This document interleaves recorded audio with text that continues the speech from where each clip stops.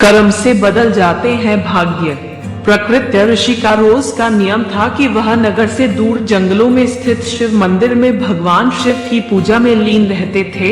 कई वर्षों से यह उनका अखंड नियम था। उसी जंगल में एक नास्तिक डाकू अस्तेमाल का भी डेरा था। अस्तेमाल का भय आसपास के क्षेत्र में व्याप्त था। अस्तेमाल बड़ा नास्तिक था, वह मंदिरों में भी चोरी डाका से नहीं चूकता था। एक दिन अस्तेमाल की नजर प्रकृत्य ऋषि पर पड़ी। उसने सोचा यह ऋषि जंगल में छुपे मंदिर में पूजा करता है। हो न हो इसने मंदिर में काफी माल छुपा कर रखा होगा, आज इसे ही लूटते हैं। अस्तेमाल ने प्रकृत्य ऋषि से कहा कि जितना भी धन छुपा कर रखा हो चुपचाप मेरे हवाले कर दो। ऋषि उसे देखकर तनिक भी विचलित हुए बिना बोले, कैसा धन?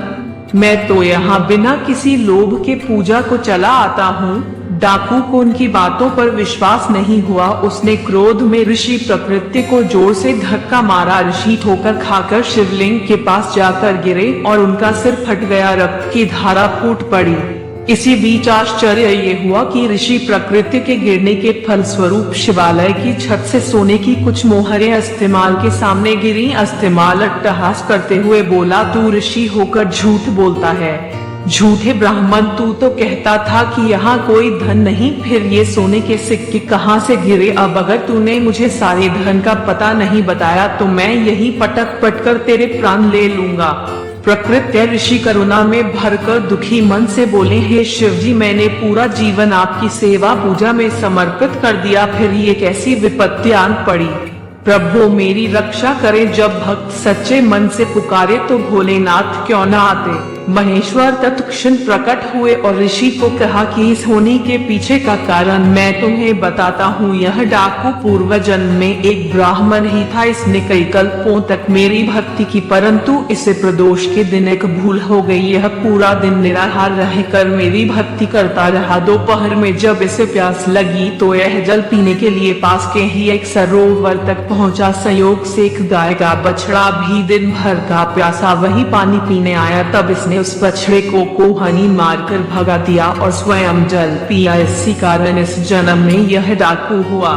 तुम पूर्व जन्म में मछुआरे थे। उसी सरोवर से मछलियां पकड़कर उन्हें बेचकर अपना जीवन यापन करते थे। जब तुमने उस छोटे बछड़े को निर्जल परेशान देखा तो अपने पात्र में उसके लिए थोड़ा जल लेकर आए। उस पुण्य के कारण तुम्हें यह कुल प्राप्त हुआ।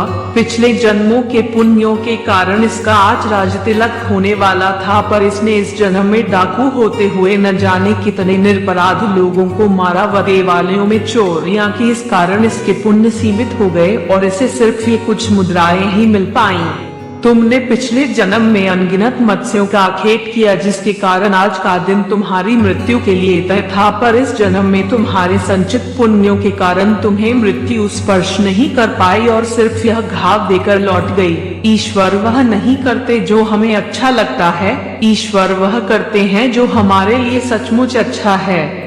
यदि आपके अच्छे कार्यों के परिणाम स्वरूप भी आपको कोई कष्ट प्राप्त हो रहा है तो समझिए कि इस तरह ईश्वर ने आपके बड़े कष्ट हर लिए।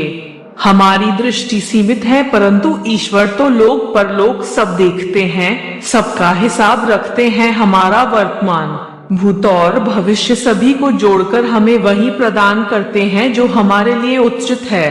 दोस्तों, वीडियो को लाइक करें, शेयर करें और चैनल को सब्सक्राइब करना ना भूलें। आपका बहुत बहुत धन्यवाद।